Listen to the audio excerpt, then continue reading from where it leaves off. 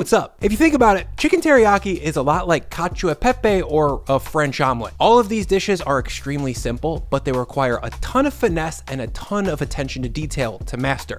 In the right hands, these dishes can be transcendent, and in the wrong hands, they can be total trash. Basically, it comes down to being obsessive about the details. So in this video, I'm gonna show you exactly what those details are and what techniques you need to make a truly indulgent and I think pretty authentic Japanese chicken teriyaki at home. To get started, I'll need some chicken. Specifically, I've got 2 large skin-on chicken thighs here. Breasts are a bad sub in my opinion, not only because their leanness often leads to dryness, but also because they're really thick and getting them cooked through with the cooking method that we're using is not impossible, but very difficult. As far as the thighs go, the skin-on version almost always comes bone in. So we need to get in there and do some beginner-friendly butchery to pop it out. To do that, I'll grab a sharp knife. I like a paring for this. Then I'll make 2 slices on either side of the bone, but very close to it. That'll expose the bone a little bit, which lets me see exactly where I need to cut next. From here, I'll make a couple of slices along the top side while keeping my knife sliding along the bone yet again. Then I'll do the same on the bottom 2 or 3 times. At this point, the bone is mostly exposed, so I'll just slide my paring knife under it and run it out towards the edge to cut it out while making sure that the knife blade is more or less in contact with the bone so we don't cut off any excess meat. Then I'll do the same on the other side, and there's always a little bit of cartilage under the bigger end of the bone that we'll need to come back for.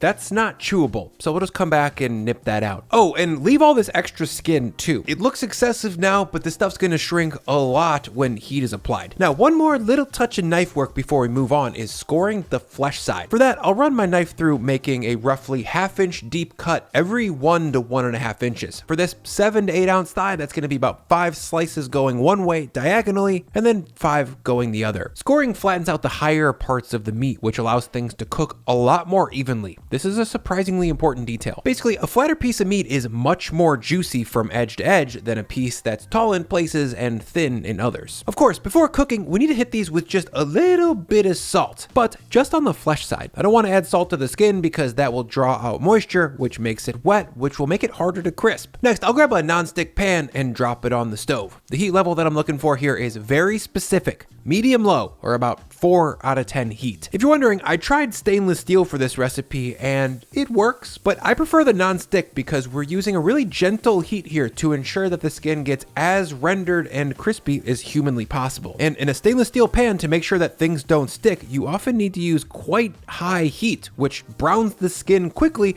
but it doesn't allow enough time for the fat inside the skin to slowly melt. And that's what you need to get that glassy, brittle, fully rendered crispiness that we're looking for. One last detail before cooking is to flip these birds over skin side up, then dab them with a paper towel to dry off any moisture that might be left from being in the packaging or from the salt. Moisture creates steam, which creates bubbles under the skin as it sears, which leads to soft, under-browned spots. Over at the stove, we're ripping at a 4 out of 10 heat, so I'll add in just a little bit of oil to lube things up. Then I'll carefully drop in my thighs. I'll spread that out in the fat to get some coverage on the skin. Then I'll grab thigh 2 and drop it in. You can see that instantly the skin starts to shrivel up. So to keep it from shrinking all the way, I'm gonna pin it down with a large saucepan. This one weighs about 3 pounds if I had to guess. It's not light. And after the first minute or so, the skin will be a little bit set and the meat will have relaxed, so the skin shouldn't contract anymore. Also, every 90 seconds to 2 minutes, you'll need to come back and rotate this pan slightly just to make sure that the heat is being spread evenly. This is even more true if you're cooking on an electric or induction range. Those tend to be super hot right in the middle. After about 5 to 6 minutes over medium-low heat, I'll come back, pop off the pressing pot, and check in just to see how the skin looks.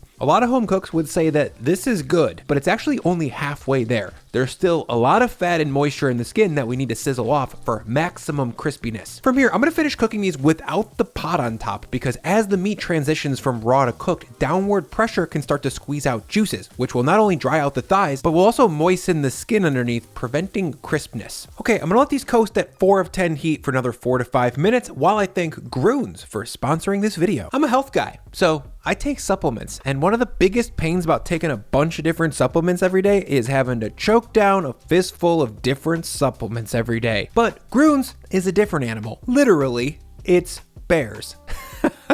And these 8 little gummy bears pack in all of the good stuff that you'd normally get from a greens powder, a multivitamin, and a prebiotic. Because Grüns puts over 20 vitamins and minerals and over 60 whole foods ingredients into each pack, my whole supplement routine has become just one snack pack of 8 gummies a day. And they actually taste great. It's like eating gummy bears, so I keep them in my pantry, and now taking my daily supplements feels more like a mini snack break than a chore. Grüns are more bioavailable and offer more comprehensive nutrition than your average multivitamin. They're free from nuts, gluten, dairy, artificial colors, and flavors, and you can get them in a low sugar or sugar-free version. Click my link in the description, and right now you'll get up to 52% off your order. That's a specific amount of percent. Grüns are HSA and FSA eligible, so your health insurance might even cover them. Again, the link to save up to 52% is in my description. After 10 to 12 minutes of slow sizzling, when I check back on the skin side, you can see that she's looking so good. For reference, here's where they were 5 minutes ago. They looked good then, but they look even better now. So go a lot deeper with the browning than you think. Okay, I'm just gonna flip these over now. Then I'm gonna gently cook these on the backside for 2 minutes just to make sure that they're cooked through. I don't wanna dry them out though, so I'm gonna lower the heat to low, maybe a 2 out of 10. Internal temp on these thighs should be at least 170, but we cooked these for a while, so it'll be probably closer to 180 or higher is fine. Thighs are pretty easy. These thighs are nasty looking. The skin is effectively a chicken chicharron.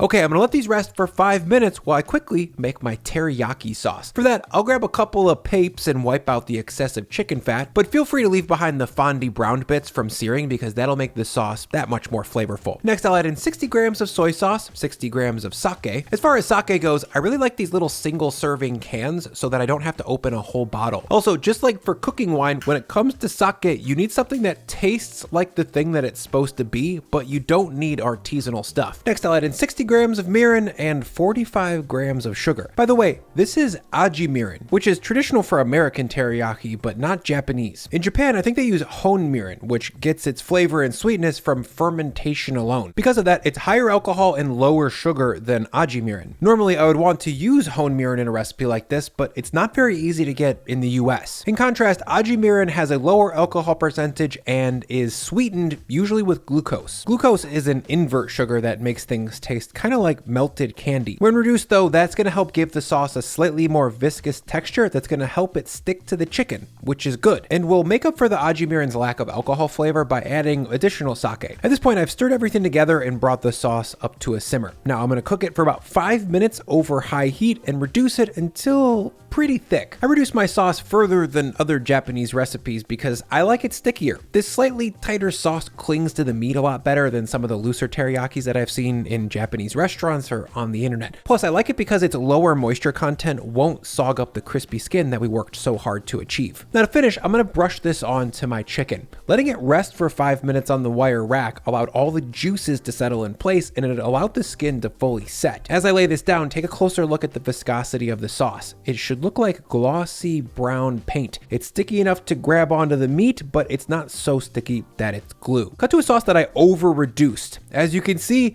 you can barely get the sauce on there, and it makes this look like candied meat. That's not what we want. To serve, I'm gonna flip this over onto the skin side, then chop assertively 5 to 7 times. I don't cut this skin side up because even with a very sharp knife, like my Lagerstrom 8-inch chef's knife, which is back in stock by the way, link in description, cutting it skin side up usually tears the skin off. Next, I'll drop this on top of some steamy medium grain rice, then a little bit of sesame seed for good looks. You guys, this dish is beautiful in its simplicity. When it comes together, it's really hard to put into words. Maybe it's like a Zen koan in that you only see the teriyaki when you let go, surrender, and experience it with your being directly.